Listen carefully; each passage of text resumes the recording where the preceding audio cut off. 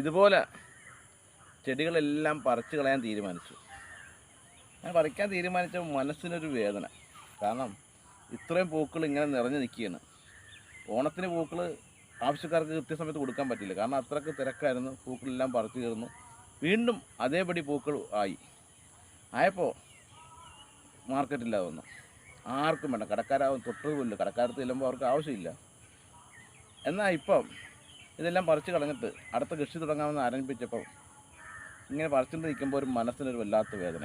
കാരണം നട്ടു വളർത്തി പൂക്കളൊക്കെ ഇങ്ങനെ ആയി വിടർന്ന് നിൽക്കുമ്പോൾ വെറുതെ അങ്ങോട്ട് കളയാൻ ഒരു ബുദ്ധിമുട്ട്. അപ്പോൾ ഓർത്ത് 2-3 ദിവസം കൂടി ഒന്ന് വെയിറ്റ് ചെയ്യാം. കാരണം നവരാത്രിയാണല്ലോ. നവരാത്രി മഹോത്സവം എല്ലാ ക്ഷേത്രങ്ങളിലും നല്ല ഗംഭീരമായിട്ട് ആഘോഷിക്കുകയാണ്. ഡെക്കറേഷൻ വർക്കിനും മറ്റുള്ള കാര്യത്തിനും വേണ്ടിയൊക്കെ ബന്ദിപ്പൂ എടുക്കാം.